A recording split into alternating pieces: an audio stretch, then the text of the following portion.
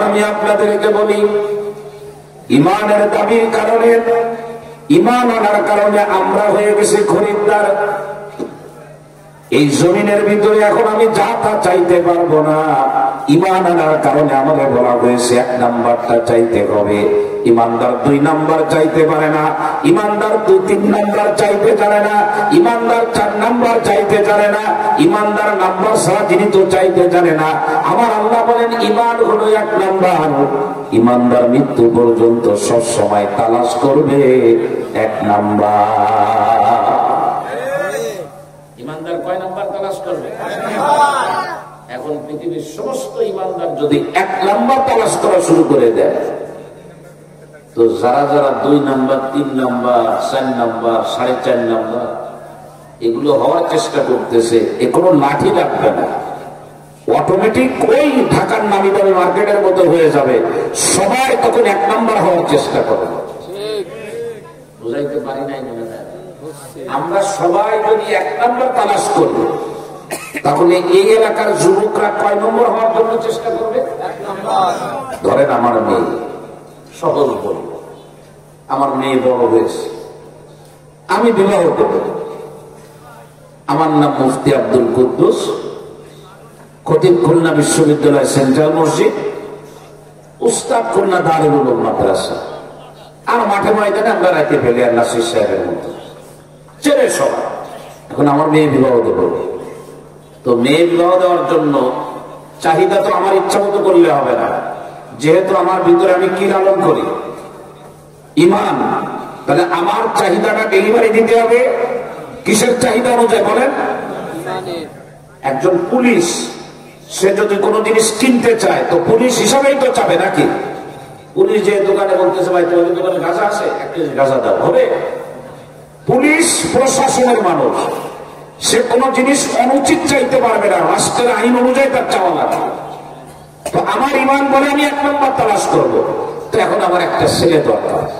আমি মাওলানা মুফতি বশির সাহেবকে বললাম যে আমার একটা মেয়ে আছে, এখন ছেলে দরকার, ছেলে তালাশ করবো কি ইমানের মাপকাঠি দিয়ে, নাকি আমার যে কোনো একটা হলেই হবে নাম্বার ছাড়া জিনিস? নাকি আমি বুঝাইতে পারছি আপনাদের? কথা বুঝছেন আপনারা? সব আমার হাতের ভিতরে, এই হাতের ভিতরে সব। আমি ঠিক হব, আমার এলাকা ঠিক হবে। আর আমি যখন ঠিক না হব, 1000 বার এলাকা ঠিক করতে চাইবো, আমার এলাকা ঠিক হবে না। আমি 2 নাম্বার জিনিস কিনে এই বাজারের দোকানদারকে বলবো 1 নাম্বার জিনিস আসতে, উনি চিপড়েও আনবে না।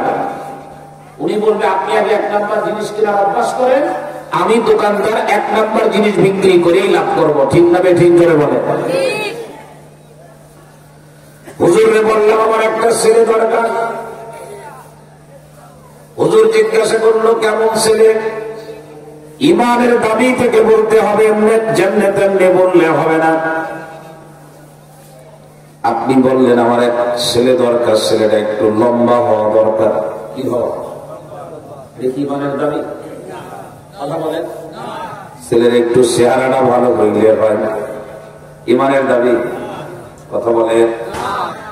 ছেলে একটু মোটা মোটা হইলে ভালো হয়, ছেলে টাকা পয়সার মালিক হইলে ভালো হয়।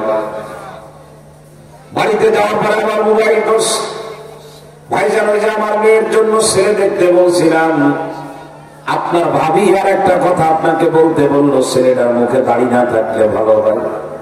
এ তো পরিমাণের দাবি নাকি? হ্যাঁ,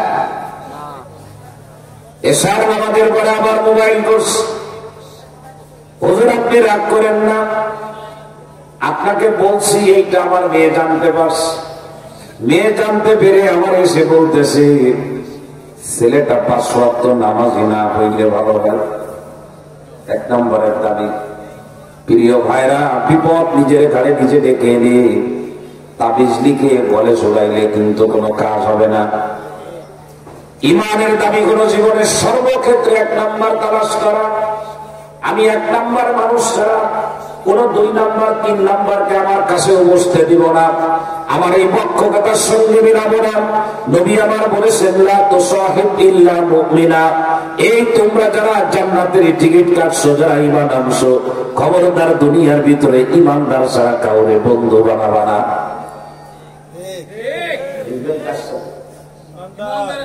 কথা বলেন বাবা, আপনি ঈমানদার না বলে বলেন এক নম্বরের সাথে। কার সাথে বলেন বাবা? এক নম্বর, বলেন এক নম্বরের সাথে। বাড়ি বানাবেন কার পাশে বানাবেন? এক নম্বর মানুষের পাশে। প্রতিবেশী যেন কেন হইলে হবে না। প্রতিবেশী যদি ফজরের নামাজি হয়, আপনার জীবন থেকে আর ফজরের নামাজ ছুটবে না। আর প্রতিবেশী যদি এমন হয় ফজরের আজান হয়ে যায়, আমার প্রতিবেশীর আরামের ঘুম ভাঙে না, আপনি পাক্কা নামাজি হইলে যার বাড়ির পাশে বাড়ি বানাইছেন, আপনি আজকে হয়তো ফজরে হাজির হয়েছেন, আপনি লিখে রাখেন অল্প কিছুদিনের পর আপনার স্ত্রী আপনাকে বলবে, তুমি কি একা মুসলমান নাকি ওই ফকির আব্বাও মুসলমান? ওর আব্বা ফজরে যায় না, ওর আব্বা ঘুমায় রয়েছে, ওই লোক কি কাফের হয়ে গেছে নাকি? তোমার এত মসজিদে যাওয়ার লাগে কি জন্য? এখন আপনার স্ত্রী যখন পাশের বাড়ি নেই, পুরুষের কথা বলবে, আপনার ভিতরে তখন আস্তে আস্তে জাগ্রত হবে, ঠিক আছে দুই একদিন নামাজ কামাই দিলে কি হয়? এত সকাল বেলায় এই এলাকার কেউ মসজিদে যায় না, নীরব নিস্তব্ধ এরিয়া, না জানি কি আবার হামলা করে বসে। ঠিক আছে, কেউ যখন যায় না আমিও যাব। এরপরে একদিন মনে মনে বলবেন, এই এলাকায় সবাই যদি জাহান্নামে যায় আমিও যাব। বুঝাইতে পারি? সঙ্গ দোষে মানুষ যারা পারে না, একদম না। যুবক, একদম না। আমি আমার মেয়েকে বিবাহ দেব, দিনদার এক নম্বর তালাশ করব। আমি আমার ছেলেকে বিবাহ দেব, এক নম্বর মেয়ে তালাশ করব। এখন আমি রাত যেহেতু গভীর করব না, আপনাদেরকে এক নম্বর তো বুঝাইলাম, ইমানের দাবি হলো এক নম্বর তালাশ করা। এবার আমি আপনাদেরকে প্রশ্ন করব, আমি জবাব দেব, এক নম্বর বোঝার উপায় কি? তার জন্য একটা আরবি বাক্য বলবো। এই বাক্যের অর্থ হয়তো জানেন না, আমি বাংলার অর্থ করে দেব।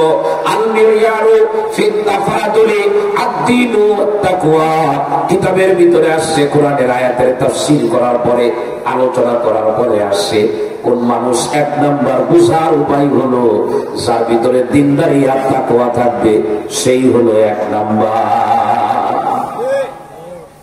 কি থাকবে জোরে বলেন, বলেন জোরে বলেন। দিনদারি তাকওয়া, দিনদারি তাকওয়া। আপনারা আমাকে বলেন, বর্তমান জামানায় আমরা যারা বাছাই করি দিনদারি আর তাকওয়া দেখে আমরা কোন জিনিস বাছাই করি? এই ওয়াজের কথা বলি, এই ওয়াজের কথাই বলতেছি।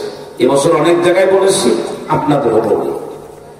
আমরা মাহফিল দেখি, উদ্দেশ্য কি? দিন শেখা। এটাও আমাদের মধ্যে এখন আর নাই। ওয়াজ দেয়, আয়োজকরা বলা বলি করে ভালো একটা ভাইরাল বক্তা আনতে হবে। কি বক্তা? কথা বুঝাই না, কি বক্তা বলেন না বাবা? ভাইরাল বক্তা। জিজ্ঞাসা করলাম, ভাই ভাইরাল বক্তার ব্যাখ্যা? বলে যারে আনার পরে লোকজন, নারী পুরুষ, আবাল বোলটা ভেঙে শুনে মাদ্রাসার বাউন্ডারির ভিতরে কোন জায়গায় ফাঁকা জায়গা থাকবে, এটা হলো ভাইরাল বক্তা। তো আপনি ওয়াজ দিলেন, আপনি বলবেন আমার এক নম্বর মোডেল বক্তা দরকার, আর এক নম্বর বাছাই করবেন দিন এবং তাকওয়া দিয়ে। আমরা দিন আর তাকওয়াকে এক নম্বরের মাপকাঠি বানাইতে পারি নাই। আমরা এক নম্বরের মাপকাঠি বানাইছি ভাইরাল। ইউটিউবে কার বয়ান বেশি শোনা যায়, কারে দেখে মানুষ ভেঙে চলে আসবে। তো এখন আমাদের ওয়াজগুলো বিতর্ষণীয় হয়ে গেছে। রাগ করেন না, আমার কথায় রাগ করেন না। ভাইরাল হইতে হবে। তো ভাইরাল আনতে যে উত্তরবঙ্গ থেকে এক বক্তা নিয়ে আসছে 27 ইঞ্চি। কত ইঞ্চি? 27 ইঞ্চি লম্বা। সে বেচারা হাঁটতে পারে না। ওই বেচারার কিন্তু কোনো দোষ না। দোকানদারের দোষ না খরিদ্দারের দোষ যে এই মার্কেটে 3 নম্বর জিনিস পাওয়া যায়? দোষ কার? দোষ কিন্তু 27 ইঞ্চির না, দোষ কার? আব্দুল কুদ্দুসের। আব্দুল কুদ্দুস 200কে নিয়ে আসছে। আচ্ছা, মাহফিলের লোক একটু কম হইল, কিয়ামতের ময়দানে কি আল্লাহ জিজ্ঞেস করবে তোমরা ওয়াজ দিলে কিন্তু লোক কম হইল কেন? এরকম কোন কথা কোরআন হাদিসে কোথাও আছে যে ওয়াজ দিয়ে যদি 10,000 লোক দেখাইতে না পারো কিয়ামতের ময়দানে খবর আছে? এরকম আছে নাকি? তো এখন আমরা 1 নাম্বার বাছাই করতেছি, 1 নম্বরে ইউটিউব দিয়ে। আমি আব্দুল কুদ্দুস, আল্লাহ আমাকে মাফ করে দেন, ভিতরের বাহিরটাকে আল্লাহ একরকম বানায় দেন, কষ্ট নিয়ে বলতেছে। আমারে মোবাইল করে বলে আপনি কি ভাইরাল বক্তা? আমি ভাইরাল বক্তা? আমি বুঝি নাই ভাই, পরিষ্কার করেন তো। আমাদের মাহফিল দেব তো কমিটির সিদ্ধান্ত হয়েছে যে এবার আমরা ভাইরাল বক্তা ছাড়া আনবো না, তো আপনি ভাইরাল করুন। তাই বললাম ভাই ভাইরাল হতে গেলে কি কি করা লাগবে? মানে আমি এমনি কামিল পাস করছি, দাওরা পড়ছি, আলহামদুলিল্লাহ, ইফতা পড়ছি, ইসলাম ইউনিভার্সিটিতে আল কোরআনে অনার্স মাস্টার্স করেছি, এমনি ভাইরাল হতে গেলে মানে কি করা লাগে এটা তো আমার জানা নাই ভাই, একটু বলেন তো। বলতেছে আল্লাহ আপনি বুঝেন না? এমন আমি বুঝি না, বলেন তো একটু। আপনারা কি ইউটিউবের মধ্যে পাওয়া যায়? তা তো ইউটিউবে তো পাওয়া যায়, অসুবিধা নেই, আমি আসি ইউটিউবের মধ্যে, আমি আসি। তো বলতেছে আপনি ইউটিউবে আসেন তা আপনার বয়ান কি লোকজন শোনে ইউটিউবে? তা তো বুঝলো কি করে? সেখানে নিচে লেখা থাকে কতজন দেখছে। ভাই দোয়াও চাই, মা পোষায়, এই হলো আমাদের অবস্থা। এ দেশ রসাতলে যাবে এখনো যদি আমরা সচেতন না হই। আল্লামা শামসুল্লাহ ফরিদপুরি রহমাতুল্লাহ আলাইহি নামে এই জনপদে একজন আল্লাহর ওলি ছিলেন। কেউ তারে দেখছেন? কেউ দেখেন না? উনি কি ভাইরাল বক্তা ছিলেন নাকি ভাইরাল ছাড়া ছিলেন? উনি ওয়াজের ময়দানে ওয়াজে ওঠার আগে সাদা জামার উপরে একটা বড় এরকম আরেকটা জামা পরে তারপরে উনি উঠতেন নামাজ করতেন। এরপরে উনি ভালো মার্সিডিজ গাড়িতে আসতেন, গাড়ির ভিতরে এক ড্রেস, নামার সাথে সাথে আর এক ড্রেস। এরপরে মনে করেন এমন চশমা যে 3.5 কিলোমিটার দূরত্ব দেখা যায়, এইরকম করে উনি উঠতেন আসতেন। বাংলাদেশ মুসলমান ওয়াজ করতে গেছেন, ওয়াজ করছে শ্রোতা কম। ওয়াজ করার পরে বলতেছে যে আমি তো শামসুল হক, আমি এই এলাকায় আসছিলাম, তো কিছু দিনই আলোচনা করলাম, মন চাচ্ছে এখানে একটা মাদ্রাসা করবো, তা আপনারা একটু জায়গা টাকা দিতে পারবেন? এক চাষা দাঁড়ায় করছে লাগবে কত লোক? 1 কানি লাগবে। দিলাম 1 কানি। কয় বিঘা 1 কানি বলেন তো? 3 বিঘা। বসবেন না আপনারা, এটা চিটাগাঙ্গারা বোঝে, পাহাড়ি অঞ্চল। তো বলে দিয়ে দিলাম 4-5 বিঘা। শামসুল্লাহ ফরিদপুরি রহমাতুল্লাহ আলাইহি গাড়িতে আসেন না, গরুর গাড়িতে আসছেন, হেঁটে আসছেন, নদী পথে নৌকায় চড়ে গেছেন, 1 ঘন্টা ওয়াজ করছেন, তো কালেকশন করছেন, তো মানুষ বিঘাকে বিঘা টাকা দিয়ে দিল। আর আমি আব্দুল কুদ্দুস ভাইরাল বক্তা, আমার জামার উপরে জামা, টুপির উপরে টুপি, আরো কত কিছু দিয়ে রাত 12টা পর্যন্ত ওয়াজ করে বললাম ভাই মাদ্রাসায় ছেলেমেয়ের জন্য 5 বস্তা চাউল লাগবে, কেউ দিতে পারবে? কেউ মাথা উঁচু করে না। বলা ভাই আমি 1.5-2 ঘন্টা ধরে ওয়াজ করলাম, তার কোন জায়গায় গেল? আমি শুনিলাম, তার মনে নেই। এই পার্থক্যই থাকে। ডাক্তারদের না তো আপনারা বললে এই কথাগুলো কেন বলি? এখনো ওয়াজের সিজন কিন্তু শুরু হয় না, এখনো গরম মৌসুম না, ওয়াজ এবার রোজা মাসের পরেও হবে। আপনারা যদি দেখেন যে আমার ভিতরে আপনাদের জানা মতে তাকওয়া এবং দিনদারি, এই দুইটার যদি আমার ভিতরে কোনো ব্যত্যয় ঘটে, আপনাদের জন্য জায়েজ নাই আমার মতো আব্দুল কুদ্দুসকে বয়ানের জন্য মাইক দেওয়া। জায়েজ নাই। এ কথা কষ্টের কারণে বলতেছে। আজকে ওয়াজ কি, এই রাত্রে ওয়াজ করে আর ভোর রাত্রে মাদ্রাসায় যা মন চায় তাই বলে দেয়,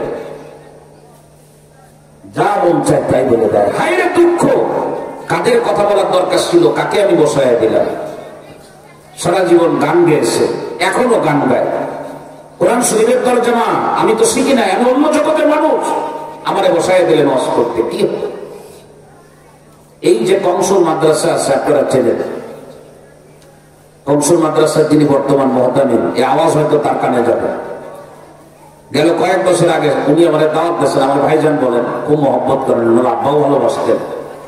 তো আমি দাওয়াত নিয়েছি, চলে আসছি। উনি মাদ্রাসার ওখান থেকে আমার গাড়িতে উঠছেন। একটু সামনে যে বাংলাতে একটা পুলিশ ফাঁড়ি আছে, মনে পড়ে কেনা? পুলিশ ফাঁড়িতে গাড়ি ঢুকায় বলতেছে, ভাইজান গাড়ি এখানে রেখে নদী পার হয়ে ওপারে যেতে হবে। একটা নদী আছে না ওই জায়গায়, তো নদী পার হয়ে ওপারে যেয়ে ভ্যানে উঠলাম। উনিও আসেন ভ্যানে। কিছু দূর যাওয়ার পরে ভ্যানওয়ালা বলতেছে, জানি না ওনার মনে আছে কিনা, ভ্যানওয়ালা বলে যে আমি আর যাইতে পারবো না, কিন্তু হেঁটে যেতে হবে। হাঁটলাম কিছু দূর, হাঁটার পরে বলতেছে, ভাইজান সাঁকো পার হতে হবে, মাসে 4 ভাড়া লাগবে। পার হয়ে ওপারে যে টিলার উপরে মাদ্রাসা, সেখানে মাহফিল। আমি আব্দুল কুদ্দুস নাস্তা করতে দিল। তো আমি এলাকার মানুষকে বললাম, দুনিয়ায় কি জায়গার অভাব যে এই টিলার উপরে মাদ্রাসা করতে হবে, চতুর্দিকে খান? এক মুরব্বী বলতেছে, বাবা এই মাদ্রাসা আমরা করি না, এই মাদ্রাসা আল্লামা শামসুল হক ফরিদপুরি করে গেছে। আমার নিজের কানে শোনা। বললাম কিভাবে? বলে উনি এই নদী দিয়ে কোথাও কাশছিলেন, নামাজের সময় হয়ে গেছে, নৌকা থামায় নামাজের জন্য তিনি চরে নামলেন। কয়েকজন মাঝি চলে আসছে, একসঙ্গে জামাতের সাথে তিনি নামাজ আদায় করলেন। নামাজ আদায় করার পরে সংক্ষিপ্ত আলোচনা করছেন। যারা উপস্থিত ছিল তাদের ভিতরে একজন উৎসাহিত হয়ে বলতেছে, হুজুর আপনার বয়ান আমার বসতে আর বাকি নাই, আমি আমার এই টিলা দান করে দিলাম, আপনি এখানে মাদ্রাসা প্রতিষ্ঠা করে যান। এটাই ছিল তাদের বাস্তবতা। সুতরাং হৃদয় নিম্নানো দাবি থাকবে আপনাদের কাছে, মাহফিলের ময়দানগুলোর মধ্যে 1 নম্বর তাকওয়াবান আলেম ছাড়া দ্বিতীয় কেউ যেন কথা বলতে না পারে। মাহফিলের ময়দান গতানুগতিক কোন ময়দানের মতো না। এ ময়দান রাস্তা হারানো মানুষগুলোকে সঠিক রাস্তা দেখায় দেওয়া। এই ময়দানের মাধ্যমে আমরা জান্নাতে যেতে চাই। 1 নম্বর তালাশ করবেন, আর 1 নম্বর তালাশ করার জন্য মাপকাঠি হলো আদ-দীন ওয়াত তাকওয়া। কি বলেন?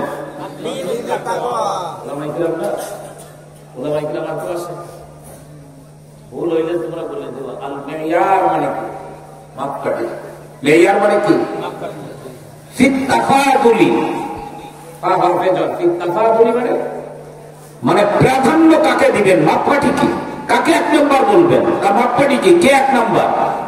বলতেছে তার মাপকাঠি হলো দ্বীন ওয়াত তাকওয়া, দ্বীনদারি এবং তাকওয়া। ধর্ম দিয়ে 1 নম্বর মাপেন, তাকওয়া দিয়ে 1 নম্বর মাপেন। সব জায়গার ভিতরে যদি ধর্ম দিয়ে আর তাকওয়া দিয়ে 1 নম্বর মাপতে পারেন, চোর তালাশ করে পাওয়া যাবে না, ডাকাত তালাশ করে পাওয়া যাবে না, হত্যাকারী রাহাজানিকারীর তালাশ করে পাওয়া যাবে না, জোর জবরদখলকারী করে তালাশ করে পাওয়া যাবে না। আপনি বলবেন আমি আমার মেয়েকে বিবাহ দেব, তাকওয়াবান ছেলে ছাড়া আমি বিবাহ দেব না। আমি চ্যালেঞ্জ করে বললাম, লাঠি লাগবে না, পুলিশ লাগবে না, আর্মি লাগবে না। কোন এলাকার মানুষ যদি এই ব্যাপারে একমত হয়ে যায়, ছেলে লাগবে আমার তাকওয়াবান, ছেলে লাগবে দিনদার, ওই অঞ্চলে কলেজ আর মাদ্রাসার ছাত্রের ভিতরে কোনো পার্থক্য করতে পারবেন না। অটোমেটিক মানুষ তখন 1 নম্বর হওয়ার জন্য দিনদারি আর তাকওয়া নিয়ে প্রতিযোগিতায় নেমে যাবে। মানুষ নেমে যাবে, মানুষ বলবে না এটা করা দরকার, এটা না করলে এখানে হয় না, এখানে দোকানে 2 নম্বর চলবে না। ঠিক আছে ইনশাআল্লাহ? তোমরা দিনদারি আর তাকওয়াকে মাপকাঠি বানাতে পারবো তো ইনশাআল্লাহ? পারবেন না? পারবেন না ইনশাআল্লাহ?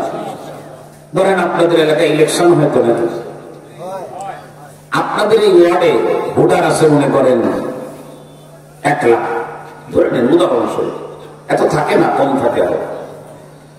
তো আপনার ওয়ার্ডের ভোটাররা সবাই যারা ভোটার, এই ওয়ার্ডে 1 লাখ মানুষ আছে, 1 লাখ মানুষ এই ব্যাপারে সম্মিলিত ঘোষণা দিয়ে দিল যে আগামীতে আমাদের ওয়ার্ডের মেম্বার আমরা এমন একজনকে বানাবো যিনি বুক উঁচু করে সাহসের সাথে 5 ওয়াক্ত নামাজের ইমামতি করার যোগ্যতা রাখেন। আপনি বলেন, সামনে যদি কারোর মেম্বার হওয়ার স্বপ্ন থাকে, সে কি ইমামতি করার যোগ্যতা অর্জন করবে কি করবে না? তারে কি বাড়ির থেকে ডেকে আনা লাগবে, না সে মাদ্রাসায় এসে ভর্তি হবে? যে আগামীতে নির্বাচন আসতেছে, আমাদের তাড়াতাড়ি লাইন করে দেন, মেম্বারে ছুটে যাবে। তার মানে আমি ভালো, সব মানুষগুলো আমার চাহিদার কারণে ভালো হবে। ঠিক না বেঠিক করে বলে, হাত জোর করে বলে দিন। এজন্য 1 নম্বর সালাম। আজকের সমাজের অবস্থা হলো 1 নম্বর মানুষ বসার চেয়ার পায় না, আর নাম্বার ছাড়া মানুষগুলোর মাথার উপরে যখন বসায় দেন। 1 নম্বর মানুষ খাবার প্লেট পায় না, নাম্বার ছাড়া মানুষগুলোর যখন বড় বড় প্লেটের ভিতরে আল্লাহু আকবার গরুর মাথা দিয়ে বসায় দেন। 1 নম্বর মানুষকে কেউ সালাম দেয় না, নাম্বার ছাড়া মানুষগুলোরে স্যালুট দেওয়ার জন্য যখন মানুষ দাঁড়িয়ে যায়। 1 নম্বর মানুষটা বিবাহ করবে, মেয়ে তালাশ করে পায় না, আর যার কোনো নাম্বার নাই তার পিছনে অসংখ্য মেয়েরা ঘোরে। এই সমাজ যখন এই অবস্থা চলতে থাকবে, পুলিশ দিয়ে আর্মি দিয়ে মানুষকে ভালো বাড়ানো সম্ভব হবে না। প্রিয় ভাইরা, আমার হৃদয় নিংড়ানো কথা এগুলো। দেওবন্দ মাদ্রাসার মুহতামিম হযরত মাওলানা আবুল কাসেম নোমানী দামাত বারাকাতুহুম, যিনি বর্তমান মুহতামিম আছেন, গত বছর উনি যশোরে আসছিলেন, 3 দিন ছিলেন। এই গোপীনাথপুর মাদ্রাসাও থেকে হয়তো বা উলামায়ে কেরাম সেখানে গিয়েছিলেন। আমি নিজে উপস্থিত হয়েছিলাম। আমি উপস্থিত হয়ে দেওবন্দ মাদ্রাসার মুহতামিম সাহেবের বয়ানটা চাতক পাখির মতো একেবারে চেয়ে থেকে তারপরে শুনছিলাম। উনি একটা কথা বলছিলেন বারবার, দুনিয়ার মানুষ যখন এই চেতনায় উজ্জীবিত হবে, 1 নম্বর মানুষ ছাড়া ভিন্ন কোন মানুষকে গ্রহণ করব না, এইটা যখন ইমানদার বলবে, এই পৃথিবীর মানুষ তখন 1 নম্বর হওয়ার জন্য চেষ্টা করবে। ঠিক না বেঠিক জোরে বলে। উনি উদাহরণ দিয়ে বলেছিলেন, খবরদার কোন জায়গার ভিতরে যদি 1 নম্বর মানুষকে অপমানিত করা হয়, প্রত্যাখ্যান করা হয়, সুরে মারা হয়, আর যাদের কোন নাম্বার নাই তাদেরকে যদি বাহবা দেওয়া হয়, ভালো করে সুরে রাখেন। উনি হাদিস বলেছিলেন, কোরআনের আয়াত বলেছিলেন। উনি বলেছেন সেই স্পষ্ট রূপে জালেম সাব্যস্ত হবে।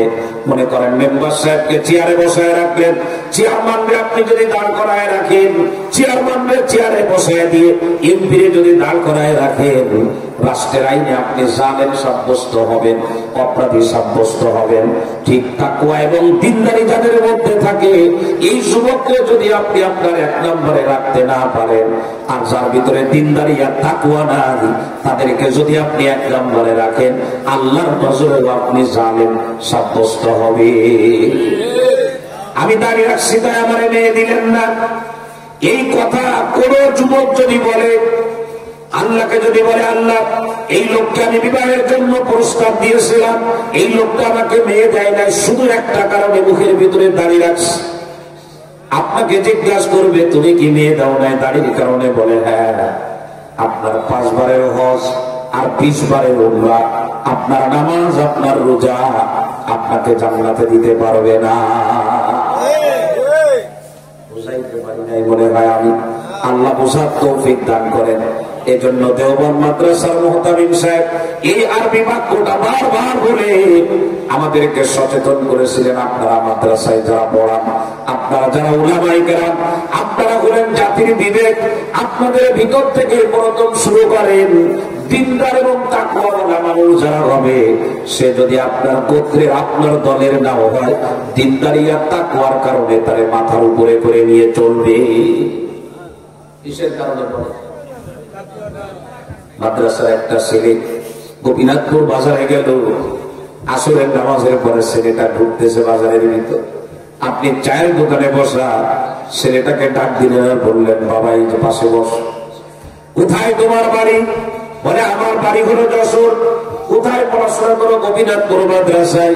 কি পড়ো? বলে কোরআনের হেফজ করতেছি। মহব্বত করে ছেলেটাকে একটা বিস্কিট কিনে দিলেন, তার দাম হলো মাত্র 2 টাকা। ছেলেটার হাতে একটা চা ধরায় দিলেন, যার দামটা হলো 5 টাকা। শোনো গোপালগঞ্জের মুসলমানেরা, আমি আব্দুল কুদ্দুস একদম আপনাদেরকে সেইভাবেই বলতেছি। আমি জানি না আর জীবনে দেখা হবে কিনা, এটাই জীবনের শেষ দেখা হতে পারে। আমি পাশে বসালাম, পাশে বসানোর উপরে 2 টাকার বিস্কিট আর 5 টাকার এক কাপ চা তার হাতে ধরায় দিলাম। এটা তার চেহারার কারণে দেইনি, এটা তার জামা কাপড়ের কারণে দেওয়া হয় নাই, এটা আমি সে আমার বংশের মানুষ, তাই আমি তাকে দেই নাই। কেউ আমারে প্রশ্ন করলো, এতটুকু বললাম, এই ছেলেটা কোরআনে কারিমের তেলাওয়াত করে। কোরআনে কারিম যার হাতে থাকে সে তো দামি হয়ে যায়। পারিনি কিছুই করতে, অল্প দিয়ে তাকে সম্মান দেখালাম। লিখে রাখেন হাত বুক একটা সাদা কাগজের ভিতরে, স্বাক্ষর করে দেবো, লেমিনেটিং করেন। সত্যি যদি আল্লাহর জন্য কোরআনের কারণে এই যুবকটাকে, এই ছেলেটাকে যদি 1 নাম্বার বানায়, এভাবে যদি আপনি প্রাধান্য দিতে পারেন, কিয়ামতের ময়দানে কঠিন মুসিবতের সময় আপনার সন্তান যখন আপনারে চিনবে না, আপনার স্ত্রী যখন আপনারে চিনবে না, কেউ যখন আপনার পরিচয় দিতে চাবে না, এই সন্তান আপনাকে চিনবে, আপনার জন্য সুপারিশ করবে, আপনাকে জান্নাতে নিয়ে যাবে। এই সন্তান যদি জান্নাতে যেতে না পারে, সুপারিশ করার পারমিশন যদি লাভ করতে না পারে, তার যদি পদস্খলন হয়ে যায়, আপনার কোন নষ্ট। আমার আল্লাহ কোরআনের প্রতি আর কোরআনের হাফেজের প্রতি আপনার এই ধারণার কারণে আমার মালিক আপনাকে জান্নাতে দিয়ে দিবে। বুঝাইতে পেরেছি আমি? কয় নম্বর তালাশ করেন? দেওবন্দের মুহতামিম সাহেব বলছিলেন, জামার কারণে না, টুপির কারণে না, বাহ্যিক অবস্থার কারণে। বাহ্যিক অবস্থায় দিক সেদিক হতে পারে। রাসূল দাঁড়িয়ে আছেন, বুখারী শরীফের হাদিস, রাসূল দাঁড়িয়ে আছেন, এই খেয়াল করো তো, রাসূলের সামনে দিয়ে একটা লোক গেল। এই লোকটা সেই রকম পোশাক আশাক পরা, বাহ্যিক অবস্থা তার খুবই রমরমা। তো নবীজি জিজ্ঞেস করলেন, ও সাহাবীরা, মা তাকুলুনা ফি হাযার রাজুল, এই যে লোকটা আমার সামনে দিয়ে গেল, এর ব্যাপারে তোমরা আমাকে কি বলবা, বলো তো, এই লোকটা কেমন, এর সম্পর্কে তোমাদের কি জানা আছে? সাহাবীরা বললেন, এই ব্যক্তিগুলো খুব উপযুক্ত মানুষ।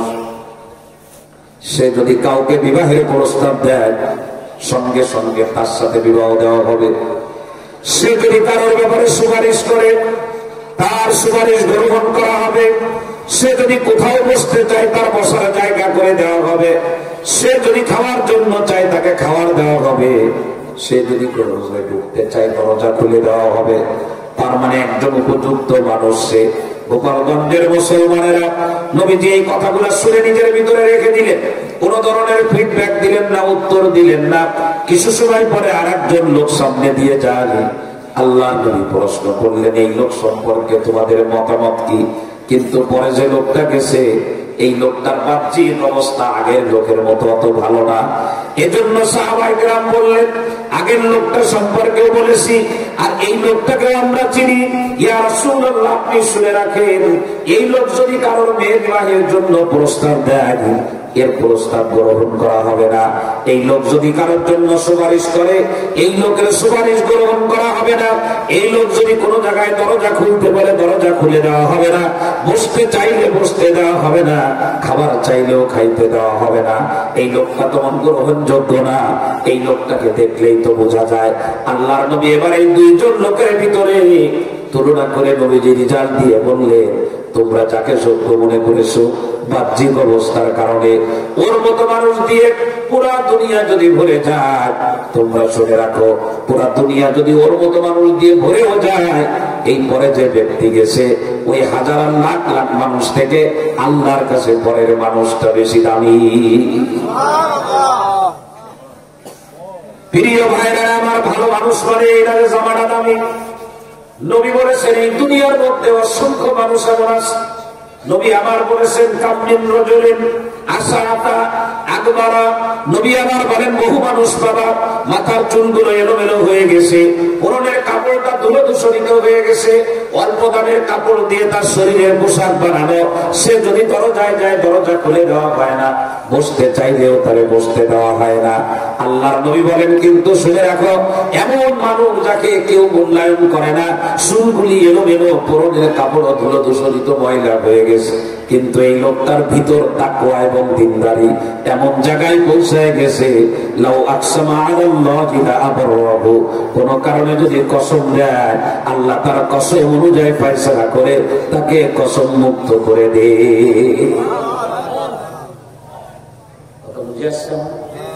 হ্যাঁ, তো দেওবন্দ মাদ্রাসার মুহতামিম বোঝাচ্ছিলেন যে ভালো মানুষ যদি বানাইতে চান, ভালো মানুষ যদি বৃদ্ধি করতে চান, তাহলে সমাজে যারা ভালো মানুষ তাদেরকে ভালো বলতে কার্পণ্যতা করবা না, তাদেরকে যথাযথ মর্যাদা দিবা, তাদেরকে মূল্যায়ন করবা। আমি আব্দুল কুদ্দুস জিলানী ফ্যামিলির সন্তান, মাতৃকুল আর পিতৃকুল একজন আলেমও না, একজন আলেমও ছিল না। পিতা প্রাইমারি স্কুলের শিক্ষক, দুই ভাই তারা বিশ্ববিদ্যালয় ইউনিভার্সিটিতে কলেজে পড়া, আমার মাদ্রাসায় দিল। বিশ্বাস করেন আমি আব্দুল কুদ্দুস জিলানী ফ্যামিলি থেকে এ পর্যন্ত আসছি। আমার পিতামাতা আমার অভিভাবকদের যেমন অবদান, আমার প্রতিবেশী আমার আত্মীয় স্বজনদের অবদান ওই রকম। তারা আমাকে দেখলে আদর করত। আমার মামি বয়স হয়ে গেছে, আমি মাদ্রাসায় পড়ি, হেল্প করতেছি, সবাই ভাত দিত। আমার মনে পড়ে আমাকে ভাত দিত আলাদা ভাবে, ওদেরকে একটা বাটির ভিতরে তরকারি এনে সবাই দিত, কিন্তু মাছের মাথাটা স্পেশাল বাটির ভিতরে করে আমারে দিত। আর বলতো, বাবা তুমি মাদ্রাসায় পড়ো, তুমি হিফজ পড়ো, হাফেজ হবা, তুমি মাথাটা খাও, আমাদের মৃত্যুর পরে আমাদের জন্য তুমি দোয়া করো, আল্লাহ যেন আমাদের জান্নাতে দিয়ে দেয়। ওই অনুপ্রেরণা আমাকে সামনে যেতে বাধ্য করেছে। আমি দেখেছি না, আমি মা হিফজ পড়ার কারণে আমার ভালোবাসা দিচ্ছে, তাহলে আমি কওমি মাদ্রাসায় পড়বো, আমি মুফতি হব, মুহাদ্দিস হব। এরপরও আমাকে বলা হয়েছে, অনেকেই বলতো মাদ্রাসায় পড়তেছো চাকরি বাকরি হবে না, কিন্তু মাদ্রাসায় পড়ার কারণে, কোরআনে কারীমের তেলাওয়াত শেখার কারণে, আর নবীজির সুন্নাহর উপরে চলার কারণে, 5 ওয়াক্ত নামাজ দিয়ে থাকার কারণে মানুষ যে সম্মান আর শ্রদ্ধা দিচ্ছে। এখন আমার মন চাচ্ছে আল্লাহ পাক আমার যে সন্তানগুলো দিয়েছেন তাদেরকেও আমি আমার মতো করে আলেমী হিসাবে তৈরি করব। শুধু আমি সব পাবো তাই না, আমাকে যারা ভালোবাসা দিচ্ছেন, যাদের ভালোবাসার কারণে আমার মেয়েকে দাওরায়ে হাদিস পাস করালাম, যাদের ভালোবাসার কারণে অনুপ্রাণিত হয়ে আমি আমার সন্তানকে হিফজ করালাম, আমি আমার সন্তানকে দ্বীনের উপরে উঠালাম, শুধু আমি সব পাবো তাই না, ওদের অনুপ্রেরণার কারণে, ওদের ভালোবাসার কারণে আমি যে উৎসাহ পেয়েছি, এই সওয়াব একদম রুটিন ওয়ার্কের মতো আল্লাহ তাদের আমলনামায় পাঠিয়ে দিবে। সুবহানাল্লাহ, তো ভালোবাসার না। আজকে মাদ্রাসায় ছাত্ররা মাথায় টুপি দিতে চায় না। কেন চায় না? কেন চায় না? জিজ্ঞাসা করবেন যে তুমি মাদ্রাসায় পড়ে গেলে টুপি মাথায় দাও, আপনাকে বলবে টুপি মাথায় দেবো কি? টুপি মাথায় দিয়ে বাজারে গেলে আমার আপনার থেকে বয়স বেশি, সে আমার সাথে কি বলে, ও টুপি করছে, অন্যায় করেছে, কিন্তু সেই অন্যায়ের আমি ভাগিদার হয়েছি। রাগ করেন না, মাদ্রাসার ছেলে হিফজ পড়ে পালিয়ে চলে গেছে, ওরে জিজ্ঞাসা করবেন কেন পালালে, ও বলে যে মাদ্রাসার হিফজখানায় পড়লে এলাকার লোকজন টিটকারি মারে আর বলে হুজুর ভিক্ষা করে খাওয়া লাগবে, তো এইটা পড়বো না, পালিয়ে চলে গেলাম। ও পালিয়ে যেয়ে যে অন্যায় করেছে, আপনার কথার কারণে পালিয়েছে, তার থেকে বড় অন্যায় আপনি করেছেন। একটু বোঝার চেষ্টা, একটু বোঝার চেষ্টা করা, বোঝার চেষ্টা করা। আমাকে কেউ ব্যবহার করতে পারবে না, কেউ পারবে না। আমি নিজে আগে সচেতন হই, ইমানের দাবি কি সেটা আমি প্রয়োগ করবো। তো দেওবন্দ মাদ্রাসার মোহতামিম সাহেবের কথাটা ঘুরতেছে মাথার ভিতরে, একটু বলি, কষ্ট দিন। এক পীর সাহেবের কথা বললেন। পীর সাহেবদের কাজ হলো, খানকার ভিতরে বিভিন্ন অঞ্চল থেকে মানুষ আসে, এই মানুষগুলোকে বিভিন্ন ভাবে পরিচর্যা করে যার যে দুর্বলতা আছে সেটাকে কাটিয়ে উঠায় ভালো বানায়, বাড়িতে ফেরত দেয়, খলিফা বানায়, কি বানায়, খিলাফত দেয়। কিন্তু এক পীর সাহেবের কথা দেওবন্দ মাদ্রাসার মোহতামিম সাহেব বলছিলেন, উনি বলতেছিলেন যে এই পীর এত কঠিন পীর যে ইনার কাছ থেকে খিলাফতি পাওয়া খুব কঠিন। উনি কাউকে মোটে খিলাফতি দিতে চায় না। কিছু লোক আছে না, কিছু শিক্ষক আছে, এই মাদ্রাসাতেও আছে, দেখবে সব শিক্ষক কিন্তু একরকম না। কিছু শিক্ষক আছে, বড় শিক্ষকের কাছে বলে নাম্বার পাওয়াই যায়, মানে শুধু নাম্বার কাটে, বানানে কাটে, লাইন বাঁকা হইলে কাটে। মানে এই শিক্ষকের কাছে যদি কেউ পাস করে তাহলে বসতে হবে অন্য শিক্ষকের কাছে সে 100 নাম্বার পাবে। তো এই পীর সাহেব এরকম কঠিন, উনি ওই ধরা চোটে না বুঝে উনি কাউকে খিলাফতি দেন না।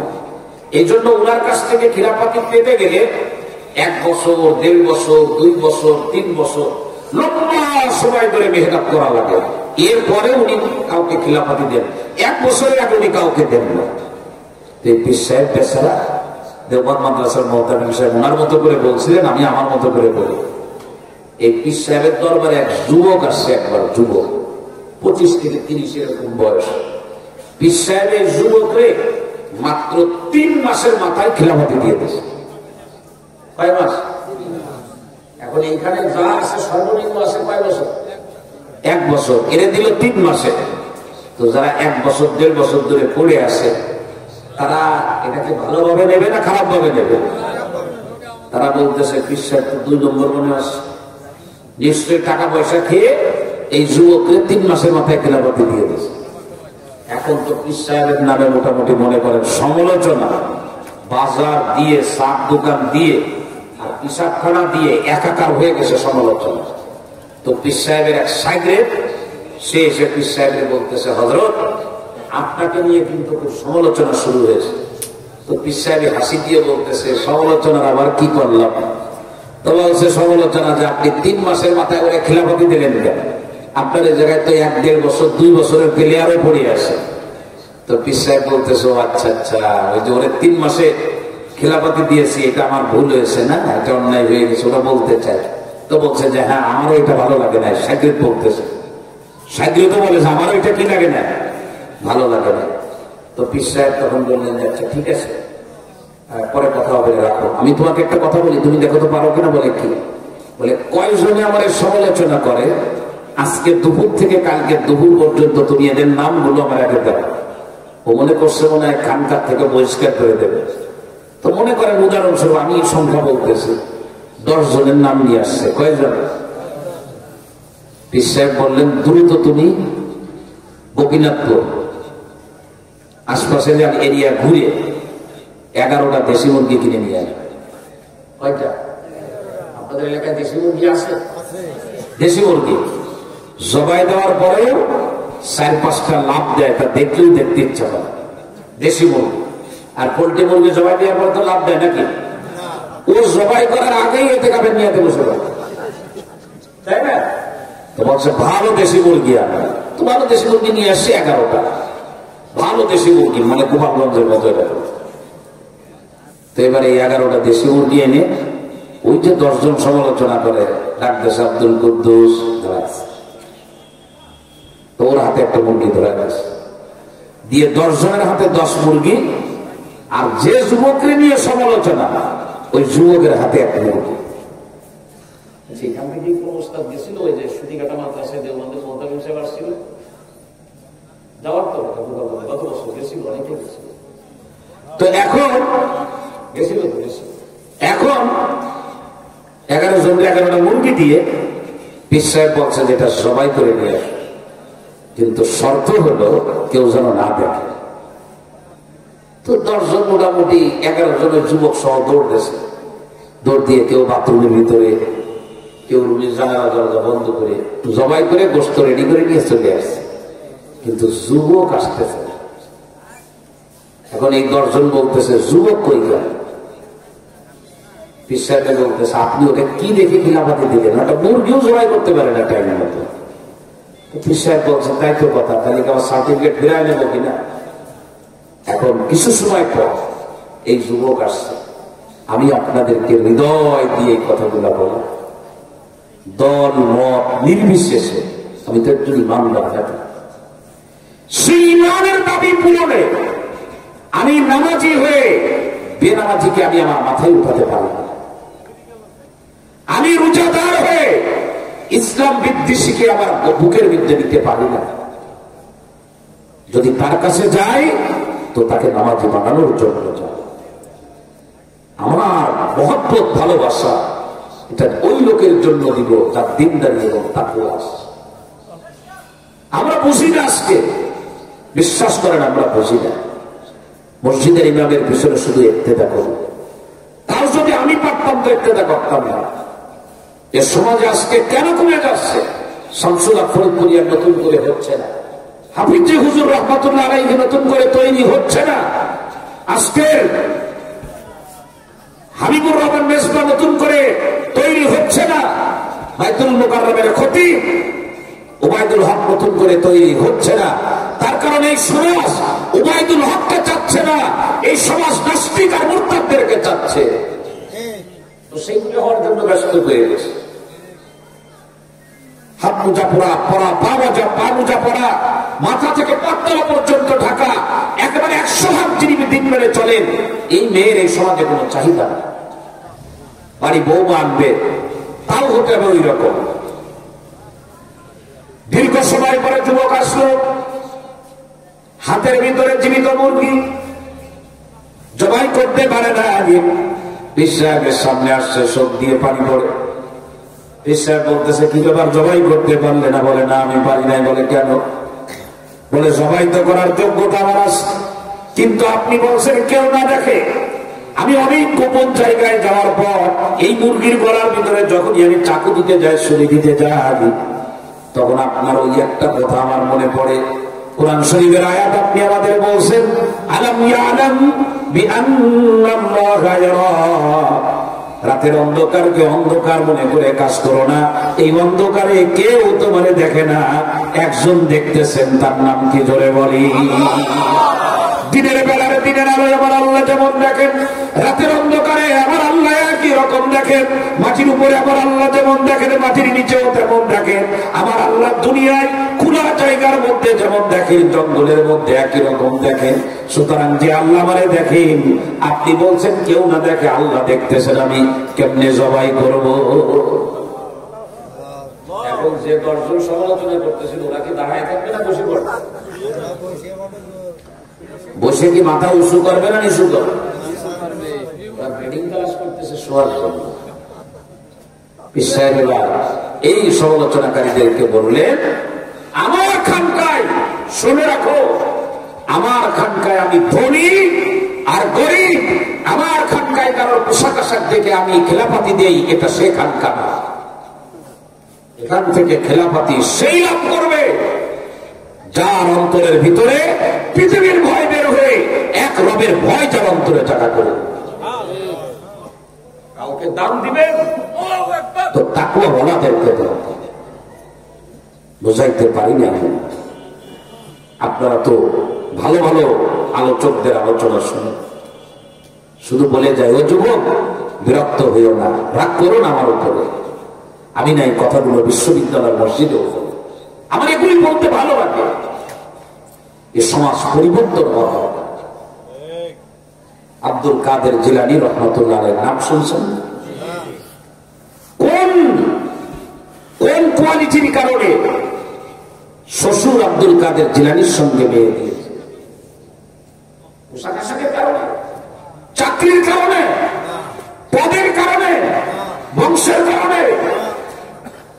মেয়ের বাপ যখন দেখছে যে এই যুবকের অন্তরের ভিতরে আল্লাহর ভয় আছে, তো মেয়ের বাপ তখন সিদ্ধান্ত নিয়েছে, পৃথিবী একদিকে যাবে, এই যুবকরে হাত ছাড়া করা যাবে। কোথায় সে পানি চলে গেছে, স্রোত, সে তো আমার গাছের ফল পেয়ে খায় না, সে পানি উঠায় মুখে গেছে, সে উঠায় পানি মুখের ভিতরে গেছে কোষ করে, আর কোষের ভিতরে গাছের একটা ছোট্ট ফল যেটা তার অজান্তে তার মুখে চলে গেছে, সে ফলটা খায়ও নাই, বের করে নিয়ে উল্টা পথে হেঁটে আমার কাছে চলে আসছে যে সাগরের পাড়ে আমার গাছ, আর আমার গাছের ফল সে মুখের ভিতরে নিয়েছে। সে আমার কাছে মাপ চাইতে আসছে। সেটা আসলে তো আমি এগুলো জানতাম না, সেটা আমার পর্যন্ত আসছে একটা কারণে আসছে, তার ভিতরে কার ভয় আছে? সাথে সাথে বলছে, মাপ তোমারে করতে পারে। চালাক শ্বশুর তো, চালাক মানুষ, মাপ তোমারে করতে পারে। একটা কাজ যদি করো তাহলে মাপ করতে পারে। বলে কি কাজ? বলে আমার একটা মেয়ে আছে, মেয়েটা বন্ধ, মেয়েটা বোমা, মেয়েটা বধির, কানে শোনে না, মেয়েটা হলো প্রতিবন্ধী, চলতে পারে না, এমন এক মেয়ে আমার ঘরের মধ্যে আছে। তুমি যদি আমার এই মেয়েকে বিবাহ করো, আমার ফল খেয়ে আমার কাছে তোমার যে দায়বদ্ধতা তৈরি হয়েছে সেটা আমি মাফ করতে পারি, নতুবা তোমারে মাফ করবো। কিন্তু মাফ তোমাকে করাতেই হুকুকুল ইবাদ যদি মুক্ত না হতে পারে, কিয়ামতের ময়দান তো অন্ধকার হয়ে যাবে। তো ঠিক আছে, দেন বিবাহ হয়ে গেছে, বিবাহ বাসর ঘরের মধ্যে ঢুকায় গেছে। স্ত্রী যখন বাসর ঘরে ঢুকছে, তো ঢুকেই তার সুললিত কণ্ঠে, দরদ মাখা কণ্ঠে, ভালোবাসা জড়িত কণ্ঠে স্ত্রী সুন্দর করে ঘরের ভিতরে থাকা বরকে লক্ষ্য করে বলতেছে, আসসালামু আলাইকুম ওয়া রাহমাতুল্লাহি ওয়া বারাকাতুহু। তো সাথে সাথে বড় পীর আব্দুল কাদের জিলানীর মধ্যে আর এক সূর্য উদিত হয়েছে। আরে শ্বশুর না বললো, বুবা এদি সালাম দিতে পারে, মুখ নিচু করে ফেলেছে, আবার কাছাকাছি চলে গেছে। বললো না প্রতিবন্ধী হাঁটতে পারে না, তো হাঁটতেও পারে। আচ্ছা, এমনও হতে পারে যে মেয়ে আমার এখানে দেওয়ার কথা ছিল, ভুল করে অন্য কোনো মেয়ে দিয়ে ফেলছে কিনা, এটা আগে তদন্ত করব, তারপরে আমার বাসর রাত হবে। কোনোভাবে রাতটা শেষ হয়ে গেছে, কোনোভাবে রাত শেষ হয়ে গেছে। আমরা আজকে পারি না, আজকে আমরা পারি না, আমাদের দ্বারা হয় নাই। 3 দিন লাগানো মানুষ, 3 চিল্লা লাগানো মানুষ, সাল লাগানো মানুষ, আমার মতো আব্দুল কুদ্দুস হাফেজ মাওলানা মুফতি, আমি যখন আমার সন্তানকে বিবাহ দেওয়ার জন্য দাড়ি ছাড়া বেদিন করে মানুষকে যখন বাছাই করতে থাকি, আসমান তখন কাঁপতে থাকে। আমার দোকানে কর্মচারী লাগবে, নামাজি হইলে হবে না। কেন? 5 ওয়াক্ত নামাজ হলে ব্যবসায় সমস্যা হবে। কোন দোকানদার যদি এই চিন্তা করে কর্মচারী 5 ওয়াক্ত হলে আমার ব্যবসায় সমস্যা হবে, আল্লাহর কসম দিয়ে বলি, এই জমিনের উপরে আসমানের দিকে থাকার অধিকার তার না। কে বুঝাবে এই কথা?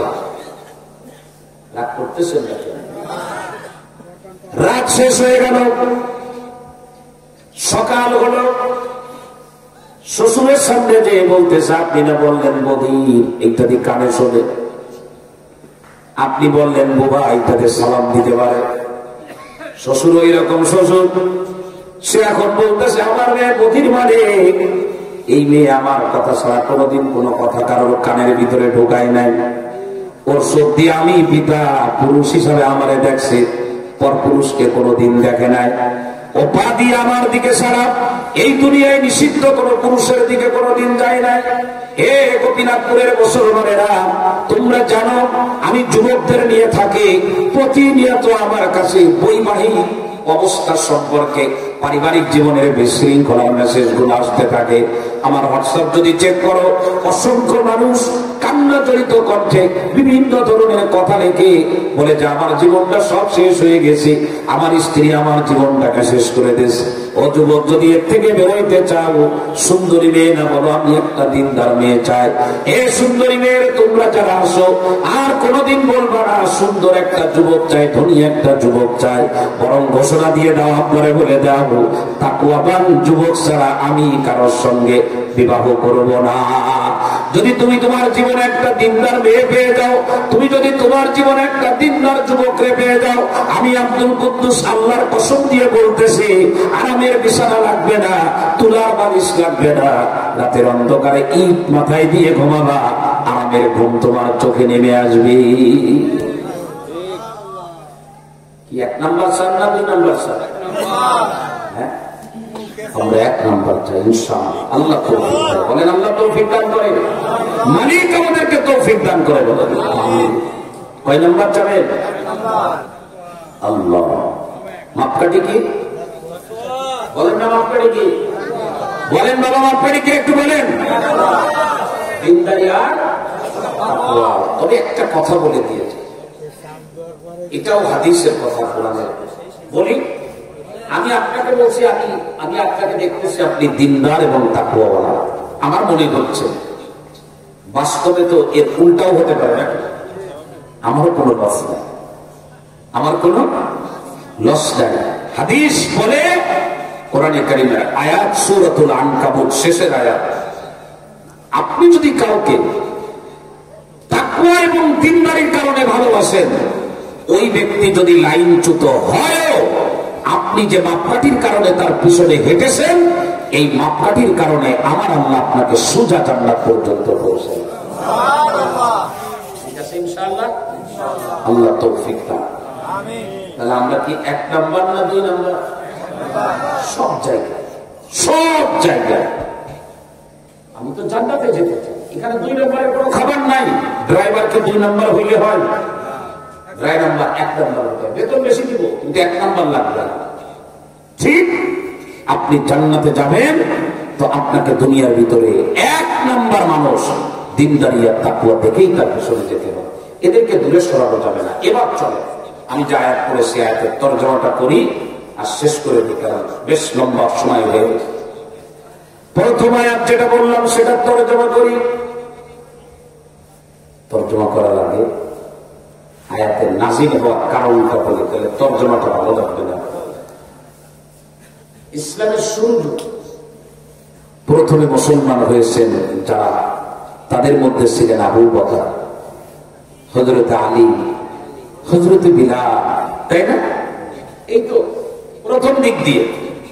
তো রাসূল একবার মক্কার কুরাইশের লিডারদের স্পেশালি পার্সোনাল ভাবে যে, খুশুসি ভাবে যে রাসূল বলতেছেন, আমি যে কালেমার দাওয়াত দেওয়ার ব্যাপারে আদিষ্ট হয়েছে, আপনারা আমারটা মানবেন কি মানবেন না আপনাদের ব্যাপার, কিন্তু আমি তো আপনাদের ছেলে, এরকম করে বলতেছে।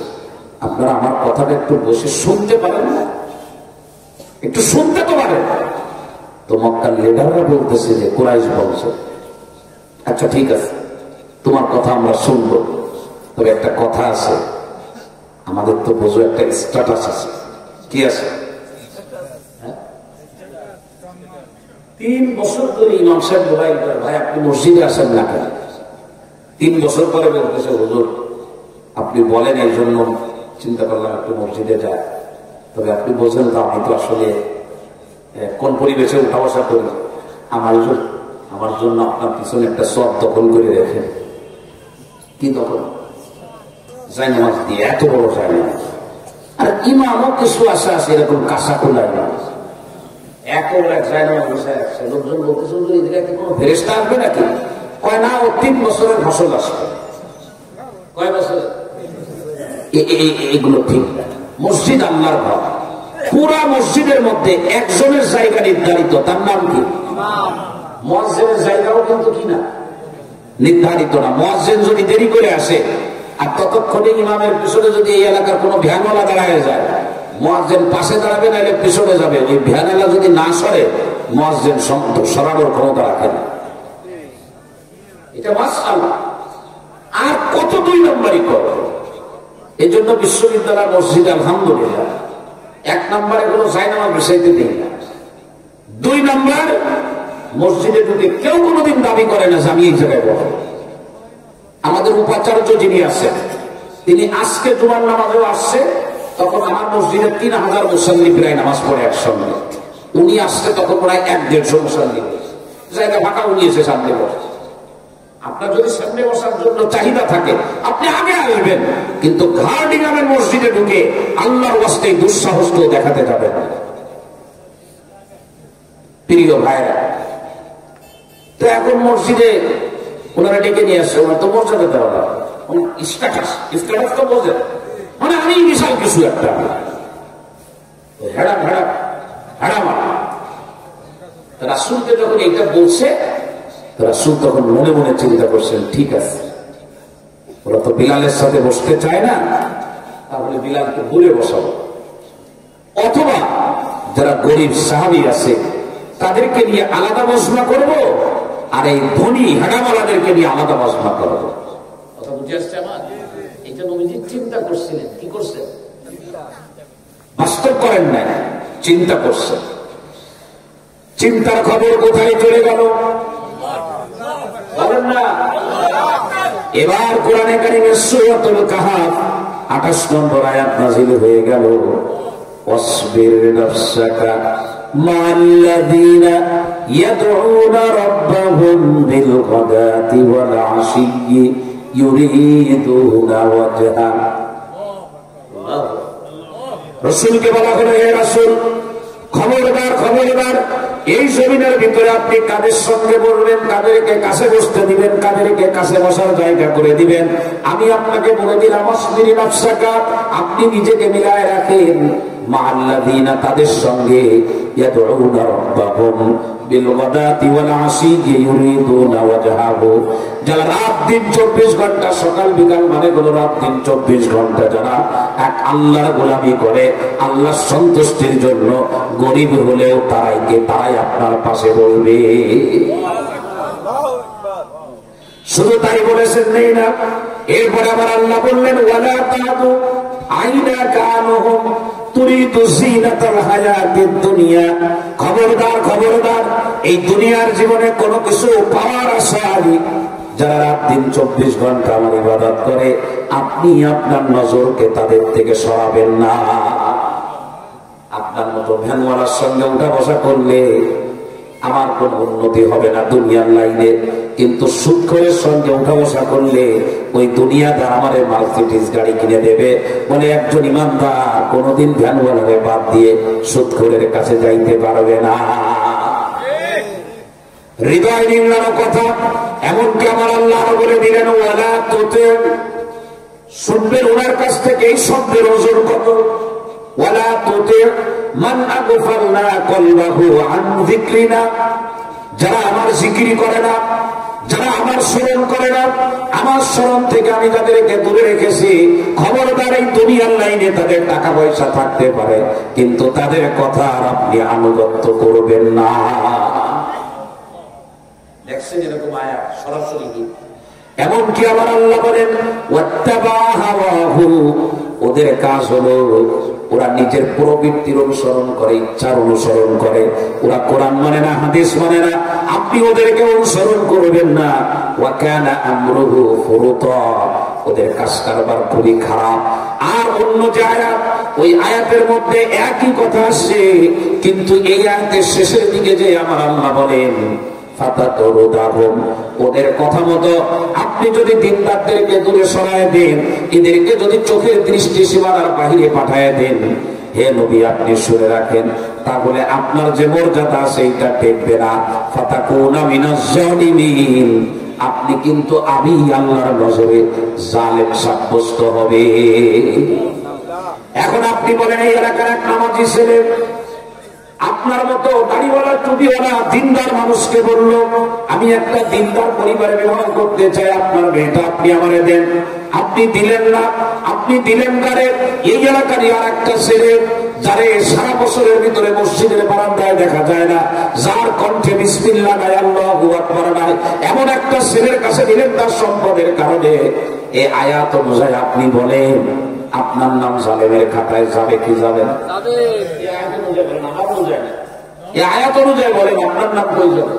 আমার নাম কই যাবে? জালেমের খাতায়। আর জালেমের জন্য জান্নাত না, জালেমের জন্য হলো জাহান্নাম। সুতরাং আজকে আলোচনা একদম শেষ পর্যায়ে। হৃদয় নিংড়ানো দাবি থাকলো, ইমানের দাবি ব্যক্তি হিসাবে না, আঞ্চলিক হিসাবে না, রাষ্ট্র হিসাবে না, ইমানের দাবি। ইমানের দাবি পূরণ করব। ইমানের দাবি হলো ইমানদার ব্যক্তি এই জমিনের ভিতরে পৃথিবীর কোন মানুষকে বাছাই করবে, কারে করবে কারে করবে না, এটা নির্ভর করবে এক নাম্বার উপরে। কি হওয়ার উপরে জোরে বলেন? আর এক নাম্বার হলো তারা যারা তাকওয়া এবং দিনদারির লাইনে এক নাম্বার হবে, তারাই হলো প্রকৃত এক নাম্বার। ঠিক না বেঠিক? জোরে বলে। আল্লাহ আমাদেরকে তৌফিক দান করেন। এক নাম্বার মানুষ তৈরির কারখানা এটা। আপনার দেওয়া ছোট্ট বাচ্চাটাকে একদম হাতের ভিতরে রিফাইন করে করে ঘুরায় ঘুরায় হাফেজ মাওলানা মুফতি যখন বানায় দেওয়া হয়, যে ছেলেটার কাছে আল্লাহু আকবার বৃক্ষের ফল ছিল অনিরাপদ, ওই ছেলেটা এখন এমন হয়ে গেছে আলহামদুলিল্লাহ আপনার দিকে চোখ উঁচু করে তাকাবে, এটাও ছেলেটা তাকাইতে পারে না, কারণ কোরআন তারে বাধ্য করেছে নজরটা নিচের দিকে রাখা।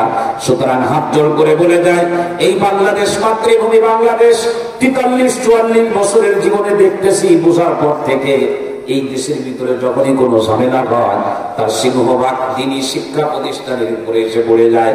এজন্য হাত জোর করে বলে দেব, জান্নাতি মানুষ যদি হতে চান, জাহান্নামের আগুন থেকে যদি বাঁচতে চান, দল মত নির্বিশেষে সব জায়গা থেকে নজর ঘুরায় এক নাম্বার মানুষ তৈরির কারখানাগুলাকে আমাদেরকে সচল রাখতে হবে।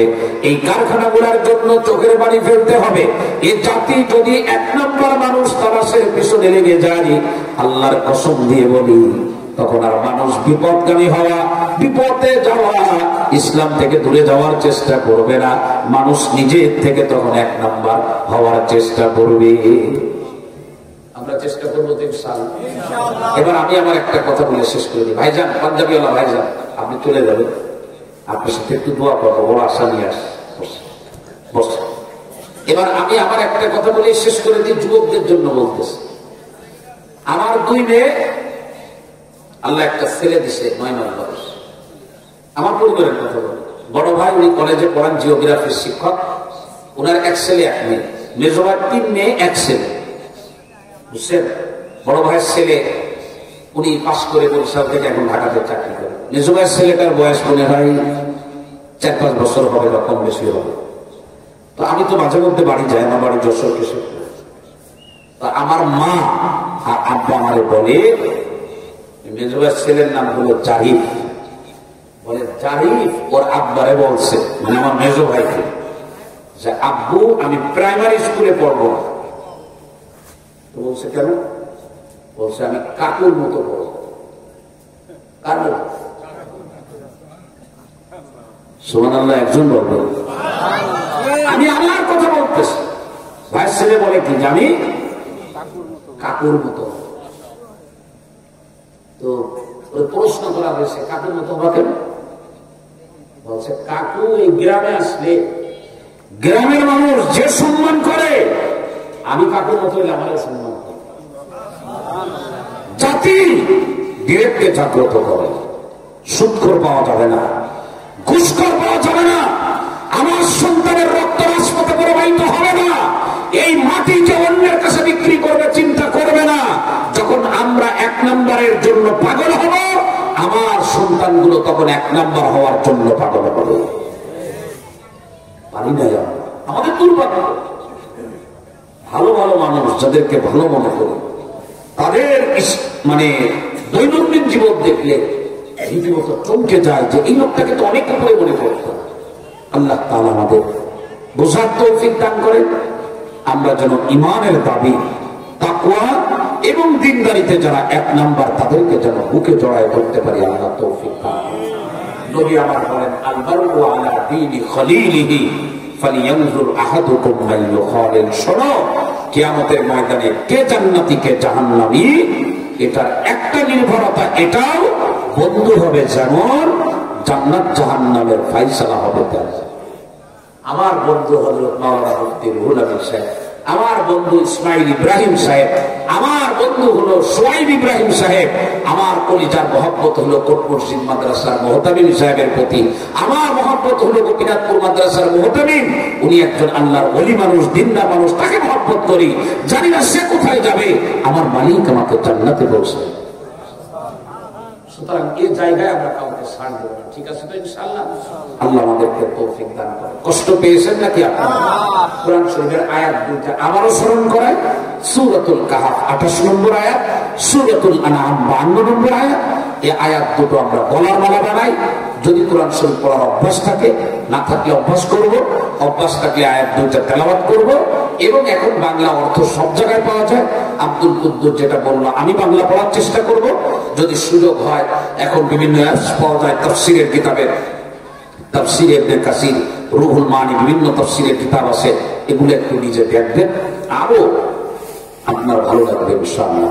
আল্লাহ তাআলা আপনাদের সকলকে কবুল করেন। আপনাদের সঙ্গে, ভালো মানুষের সঙ্গে আমার মতো গুনাহগারকে আল্লাহ জান্নাতে যাওয়ার তৌফিক দান করেন। আপনারা নিঃসন্দেহে ভালো মানুষ। আল্লাহ আপনাদের এই ভালো অবস্থাকে কিয়ামত পর্যন্ত, মৃত্যু পর্যন্ত ধরে রাখার তৌফিক দান করেন। আমরা চেষ্টা করবো ইনশাআল্লাহ ভালো মানুষের সঙ্গে, হ্যাঁ করবো তো ইনশাআল্লাহ। আল্লাহ তাআলা তৌফিক দান করে। কথাগুলো বোঝানোর চেষ্টা করেছি, আমি অযোগ্য মানুষ, জানি না বোঝাইতে পেরেছি কিনা। বাকি আপনারা যোগ্য মানুষ, আল্লাহ আপনাদেরকে বোঝার তৌফিক দান করুন।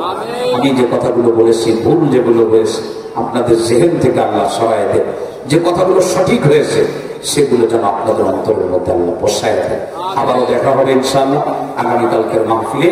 আমরা সম্মিলিতভাবে সকলেই চলে আসবো ইনশাআল্লাহ। আগামীকাল আমরা দীর্ঘ সময় ধরে বয়ান শুনবো। এই মাদ্রাসার মাহফিল বেশি রাত করা হয় না। আজকে প্রথম দিন একটু দেরি হয়ে গেল। আমি মুহতামিম সাহেবের সাথে যে গ্রামের কাছে ক্ষমা প্রার্থী, আমাকে মাফ করবেন এত একটু বেশি হওয়াতে। তো এখনই শেষ করে দিচ্ছি, আপনারা আমার জন্য দোয়া করবেন, আমিও আপনাদের জন্য দোয়া করব। আমারও কোনো এরকম জান্নাতি পরিবেশে আল্লাহ তাআলা আমাদেরকে দেখা করাবেন ইনশাআল্লাহ। এখন আলহামদুলিল্লাহ রাব্বিল আলামিন والصلاة والسلام على أشرف الأنبياء والمرسلين وعلى آله وصحبه أجمعين. ربنا ظلمنا أنفسنا وإن لم تغفر لنا وترحمنا لنكونن من الخاسرين. ربنا آتنا في الدنيا حسنة وفي الآخرة حسنة وقنا عذاب النار وادخلنا الجنة مع الأبرار. সবাই আমার সঙ্গে বলেন وادخلنا الجنة مع الأبرار وادخلنا الجنة مع الأبرار يا عزيز يا غفار يا رب العالمين. اللهم طهر قلبي عن غير ونبر قلوبنا بنور معرفتك أبدا يا الله. اللهم إنا نسألك حبك وحب من يحبك وحب عمل يقربك. اللهم إنا نسألك علما نافعا ورزقا واسعا وحلالا طيبا وعملا متقبلا يا رب العالمين. আল্লাহ খালিস দ্বীনি শিক্ষা প্রতিষ্ঠান ঐতিহ্যবাহী গোপীনাথপুর মাদ্রাসার দুদিনের মাহফিলের আজ প্রথম দিন। আখরি বয়ান আখরি দোয়া। আল্লাহ মানুষগুলোকে নিয়ে তোমার শাহী দরবারে হাত উঠেছে। আল্লাহ দয়া করে মেহেরবানি করে জিন্দেগির গুনাহগুলো মাফ করে দাও ইয়া রাব্বাল আলামিন। আল্লাহ গুনাহ করেছে শয়তানের ধোঁকায় পড়ে, তুমি যদি আমাদেরকে মাফ না করো আমাদের যাওয়ার আর কোনো জায়গা না। মালিক দয়া করে মেহেরবানি করে মাফ করে দাও। আর কোনোদিন গুনাহ করতে চাই না মালিক। গুনাহমুক্ত অবস্থায় চলার তৌফিক তুমি আমাদেরকে দান করে দাও ইয়া রাব্বাল আলামিন। আল্লাহ আদম আলাইহিস সালাতু ওয়াস সালাম থেকে আরম্ভ করে নিয়ে আজ পর্যন্ত দুনিয়ার মাটির নিচে যত মুমিন মুমিনাত চলে গেছে আল্লাহ সবাইকে মাফ করে দাও রব্বুল আলামিন। মাইকের আওয়াজ যত দূর পর্যন্ত যায় পাশেই বিশাল বড় কবরস্থান, অসংখ্য মানুষ এখানে শুয়ে আছে।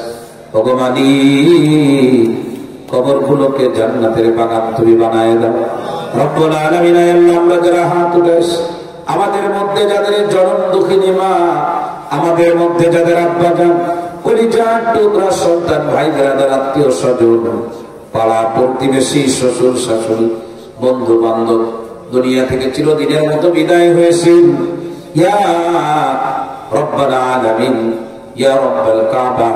দয়া করে মেহেরবানি করে কবরগুলোকে জান্নাতের বাগান বানায় দাও রব্বুল আলামিন। এই মাদ্রাসা যারা প্রতিষ্ঠা করেছিলেন তাদের অনেকে আজকে দুনিয়ায় নাই। ওগো মালিক তাদের কবরগুলোকে জান্নাতের বাগান বানায় দাও রব্বুল আলামিন।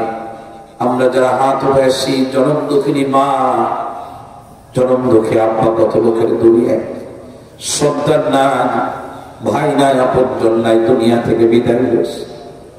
মাহফিলের ময়দানে মায়ের কথা মনে পড়ে চোখে পানি চলে আসে, বাপের কথা স্মরণ হয়েছে চোখে পানি আসে।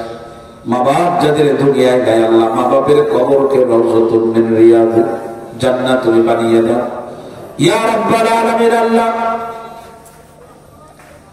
যে সকল সাথে যায় করা জীবনের সব কিছু বিসর্জন দিয়ে আমাদেরকে দ্বীন শিখাইছিলেন, কোরআন শিখাইছিলেন, হাদিস শিখাইছিলেন। অনেক সাথে যায় করা দুনিয়া থেকে বিদায় হয়েছেন আল্লাহ তাদেরকে তুমি মাফ করে দাও রব্বুল আলামিন। আল্লাহ অসুস্থ যারা আছেন সুস্থ করে দাও, ঋণগ্রস্ত যারা আছেন ঋণ পরিশোধ করার তৌফিক আল্লাহ তুমি দান করে দাও রব্বুল আলামিন। যাদের সন্তান নষ্ট হয়ে গেছে সন্তানগুলোরে ভালো বানায় দাও রব্বুল আলামিন। ঈমানের দাবি এক নম্বর হওয়া দ্বীন এবং তাকওয়ার বিবেচনা আমাদেরকে তৌফিক দান করে দাও ইয়া রাব্বাল আলামিন। আল্লাহ জীবনের সকল ক্ষেত্রে ইমানদার তাকওয়াওয়ালা দ্বীনদার মানুষকে বন্ধু বানানোর তৌফিক দান করে দাও রব্বুল আলামিন। কিয়ামতের ময়দানে বন্ধুর কারণে বন্ধু ছাড় পেয়ে জান্নাতে যাবে, আবার বন্ধু যদি খারাপ হয় বন্ধুর কারণে দিনদার মানুষও জাহান্নামে চলে যাবে। এই কথাগুলো বোঝার, এই কথাগুলো বুঝে চলার তৌফিক আল্লাহ তুমি আমাদেরকে দান করে দাও। ইয়া রাব্বাল আলামিন, আল্লাহ আমরা যারা হাত উঠাইছি আমাদের মধ্যে অনেকে অসুস্থ আছেন, সুস্থ করে দাও। বিপদ মুসিবত যাদের আছে বিপদ মুসিবত দূর করে দাও। মাহফিলের জন্য এলাকাবাসী বিভিন্নমুখী সহায়তা করেছে, উলামায়ে কেরামের কাছে অসুস্থদের জন্য দোয়া চেয়েছে, যারা দোয়া চেয়েছেন দোয়া চান নাই, আমি গুনাহগার সকলের জন্য দোয়া করি। ওগো মালিক, অসুস্থ যারা আছে তাদেরকে সুস্থ করে দাও। মালিক, আমাদেরকে অসুস্থতার রোগ দিয়ে তুমি পরীক্ষা করো না। আয় আল্লাহ পাক, রোগ বালা মুসিবত দিয়ে তুমি যদি আমাদের পরীক্ষা নাও আমরা হেরে যাব। আয় আল্লাহ, রোগ দিও না, দুনিয়ায় যতদিন বাঁচবো সুস্থতার সঙ্গে থাকার তৌফিক দান করে দাও। ইয়া রাব্বাল আলামিন, আল্লাহ সড়ক দুর্ঘটনার হাত থেকে তুমি আমাদেরকে বাঁচাও। রব্বুল আলামিন, আগুনে পুড়ে মরার হাত থেকে তুমি আমাদেরকে বাঁচাও। ভূমি ধস জলোচ্ছ্বাসের হাত থেকে তুমি আমাদেরকে বাঁচাও। রব্বুল আলামিন, আমি গুনাহগার একটা দোয়া আজকে করবই যাই। এই মজমার ভিতরে এমন মানুষ আছে যার হাত হয়তো ফেরাইতে পারবার না। গো মালিক, কিয়ামতের ময়দানে এই মানুষগুলো যখন জান্নাতে যাবে, আমার মতো গুনাহগারটাকেও আল্লাহ তুমি জান্নাতে একসঙ্গে জান্নাতে থাকার ব্যবস্থা আল্লাহ তুমি করো। রব্বুল আলামিন, আমার আপন বড় চাচা বিকাল 4টার দিকে ইন্তেকাল করেছে। রব্বুল আলামিন, বড় চাচাকে আগামীকালকে আমরা বিদায় দিয়ে দিই, তোমার সাথে সাক্ষাতের জন্য রওনা করেছি। ও মালিক, কবরকে জান্নাতের বাগান বানায় দিও। এই চাচা মাথায় হাত দিয়ে বলতো কোরআনের হাফেজ হও, আল্লাহ অনেক বড় বানায় দিবে। সেই চাচা দুনিয়া থেকে চলে গেল, আল্লাহ সন্তান হিসাবে চাচার জন্য দোয়া করে জান্নাত তুমি নসিব করে দিও। রব্বুল আলামিন, এই মাদ্রাসাকে কবুল করে নাও। আগামীকালকের মাহফিলে যারা আসার জন্য ওয়াদা করেছে সময় মতো সুস্থতার সঙ্গে নিরাপদে তাদেরকে মাদ্রাসায় পৌঁছায় দাও। পরম শ্রদ্ধার পাত্র মুহতামিম সাহেব, আসাতিজায়ে কেরাম, ছাত্র ভাইরা, কমিটির ভাইদেরকে কবুল করে নাও। রব্বুল আলামিন, মাহফিলের মূল উদ্দেশ্য হলো মানুষের আমূল পরিবর্তন। যা আলোচনা হয়েছে পরিবর্তনের জন্য আল্লাহ তুমি কবুল মঞ্জুর করে নাও। রব্বুল আলামিন, দিনের কারণে তাকওয়ার কারণে যারা একজন আরেকজনকে মহব্বত করে, এই মানুষগুলোকে দিন আর তাকওয়ার পোশাক দিয়ে তুমি আলোকিত মানুষ বানায় দাও। আল্লাহুম্মা তাকাব্বাল মিন্না ইন্নাকা আনতাস সামিউল আলিম ওয়া তুব আলাইনা ইন্নাকা আনতাত তাওয়াবুর রহিম। সুবহান রাব্বিকা রাব্বিল ইজ্জাতি আম্মা ইয়াসিফুন ওয়া সালামুন আলাল মুরসালিন আলহামদুলিল্লাহি রাব্বিল আলামিন। আমিন বিরহমাতিকা ইয়া আরহামার রাহিমিন। আসসালামু আলাইকুম ওয়া রাহমাতুল্লাহি ওয়া বারাকাতুহু।